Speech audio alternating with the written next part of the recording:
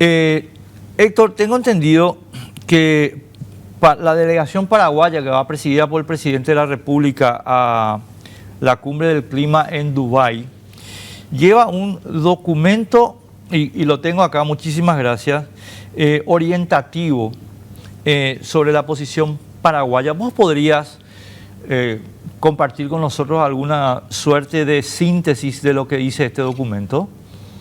Bueno, ese documento no hace más que reflejar la realidad de lo que está el Paraguay hoy, en el sentido de que Paraguay es un país de muy baja emisión, 0,1% de todos los gases de efecto invernadero a nivel mundial, no llegamos al 1%.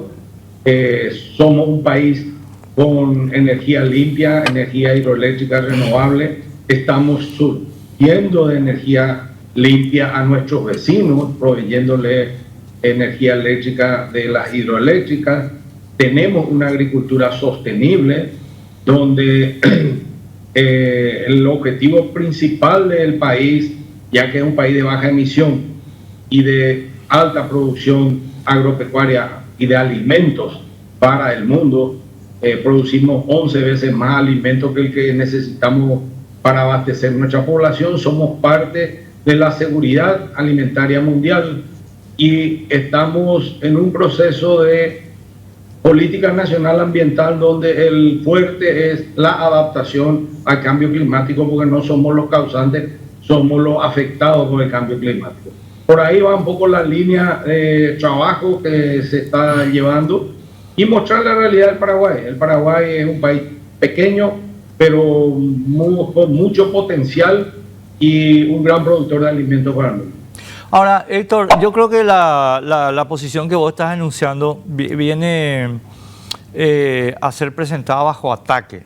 Y te lo voy a plantear en los términos más francos que sea posible para que la gente pueda entender un poquito cómo viene la mano. La primera cuestión es que y esto ya lo hablamos contigo, pero solamente a título de contexto, está el acuerdo con la Unión Europea. Ayer habló Pedro Sánchez, el presidente en funciones de la Unión Europea, con el presidente Santi Peña para ver si puede forzar la firma del acuerdo que tiene la adenda climática. Y la adenda climática, sabemos por la entrevista que le hizo Luis Barreiro a Matteo Sirtori, que contiene limitaciones para el aparato justamente agropecuario paraguayo en 7 sectores, entre los cuales está la soja y la madera.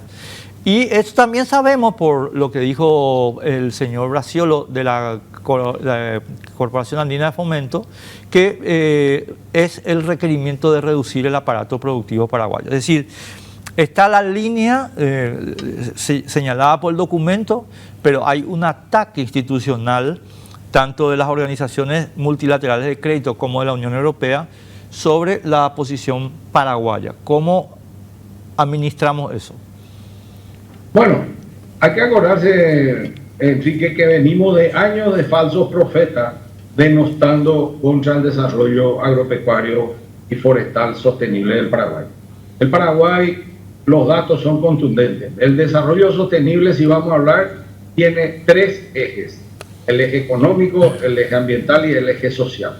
Si tomamos del 2002 al 2022 los datos de Paraguay, muestra que en lo económico creció el Producto Interno Bruto de 7.000 millones de dólares a 45.000 millones de dólares. Tendencia positiva en 20 años. Muestra que la pobreza se redujo de 57% al 24% en ese periodo de 20 años. Y muestra que los gases de efecto invernadero, que son el gran enemigo a vencer en lo que plantea la COP, Paraguay tuvo una reducción del 10%. Si en las 3 variables, los 3 indicadores que hacen al desarrollo sostenible, estamos en un proceso de tendencia favorable, entonces yo quiero que me muestren otro país que en 20 años muestre ese comportamiento en las 3 variables. Entonces tenemos que manejar las cosas en su contexto y poner en su lugar y en su justa dimensión. Estábamos llenos de falsos profetas que tiraban números al aire. En los últimos años se vino fortaleciendo instituciones que antes eran solamente para vender sello y firma. Hoy están generando datos genuinos del país, y tener los datos del Infona que muestran un 17 millones de hectáreas de cobertura forestal, un 44% del área de Paraguay, cuando supuestamente Paraguay es el más deforestador, tenemos 44% de cobertura forestal. Entonces, los discursos y la realidad no se condicen. Lo mismo pasa con lo de la CAF. La CAF es un papelón enorme de una entidad financiera que se supone es seria, que viene con unos datos, no sé de dónde sacó, que el 28% de la superficie de Paraguay es cultivo. Paraguay tiene 6 millones de hectáreas de cultivo como máximo. Ni siquiera se tomaron el trabajo de leer el censo agropecuario y te ponen 28%. Esos son 11.380.000 hectáreas de cultivo. Si eso fuese realidad, hoy estaría cultivado hasta el jardín del Palacio Los López. No podemos trabajar con la mentira y con la mentira construir políticas públicas. Necesitamos ser serios y lo que está bien, y lo que hay que corregir, vamos a corregir. No hay problema, no somos perfectos, pero tenemos un camino andado en el rumbo correcto y tenemos que consolidar ese camino y no frustrar. ¿Sabe lo que pasa, Héctor? Que ese informe de la CAF se presentó aquí en nuestro país en presencia del ministro de Barros, y el ministro de Barros, al terminar esa reunión, yo lo dije, lo estoy diciendo desde que ocurrió el hecho, salió y dijo que la CAF era un aliado estratégico importantísimo. A ver, ¿cómo puede ser que el propio gobierno valide un disparate tan importante como... ¿Y por qué decimos disparate? Porque acá se mostró, lo hemos mostrado el viernes pasado, el gobierno, o sea, el ministro del Ambiente del gobierno paraguayo valida la actuación de la CAF y dice que la CAF es un aliado estratégico importante en el tema del cambio climático. Pero yo decidí que, o sea, no te digo a vos, le digo al gobierno, ¿qué hacemos? Yo creo que van a surgir siempre contradicciones, porque en el fondo la CAF realmente es un aliado estratégico en el financiamiento, y que se dedique zapatero a tus zapatos y no se meta a opinar en el manejo sostenible del Paraguay. Ellos que presten plata y que cuiden su plata, nosotros también vamos a cuidar. Claro, ahora, esto viene concatenado, Héctor. ¿Sabes por qué yo no estoy tan tranquilo como vos, ni estoy tan optimista como vos? Porque yo hago une con flecha, ¿verdad? De hecho, para eso me pagan de repente.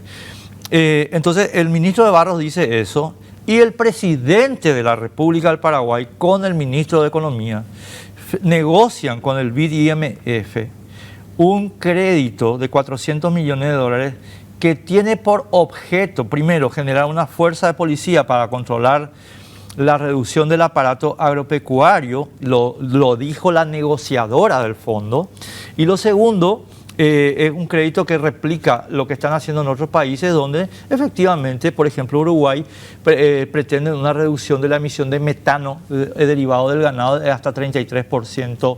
El año que viene solamente. Entonces ahí es donde yo digo, espera un poco, ¿por qué Héctor está tan tranquilo si yo estoy viendo acá otras informaciones? Perdón, a lo mejor yo estoy equivocado, ¿verdad?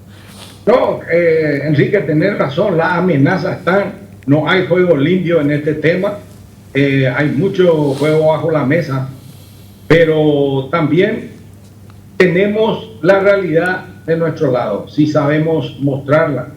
Y si sabemos consolidar y mantener una conducta coherente. Nosotros tenemos como principio básico que toda actividad o emprendimiento en Paraguay tiene que ser sostenible en sus 3 dimensiones, no solo ambientalmente, porque los sesgos y las trampas comienzan cuando se pone énfasis en uno de los 3 puntos y se olvidan los otros. Entonces ahí comienzan las distorsiones. Si ponemos equilibrio entre los 3 ejes, no hay problema, todos los emprendimientos de actividad de Paraguay tienen que ser sostenibles, eso nosotros no vamos a discutir, pero sí le vamos a discutir cuando quieren manipular los datos. Claro. El otro tema es, todo tiene que estar adecuado a los procesos y normativas nacionales, no nos pueden querer internacionalizar normas de otros países haciendo la válida en Paraguay, que es lo que ocurre con el acuerdo, la amenaza que tenemos en este momento, el acuerdo Mercosur-Unión Europea, que después podemos hablar más en detalle. Y el otro tema es que no podemos nosotros priorizar o aceptar convenios, acuerdos, financiamiento, cooperación, condicionados a la mitigación cuando nuestro Plan Nacional Ambiental tiene como prioridad la adaptación. Y estamos pidiendo al equipo económico que analice con lupa todo este tipo de iniciativas para ver si coincide con los objetivos de desarrollo sostenible del Paraguay y no nos vengan a meter gato por liebre.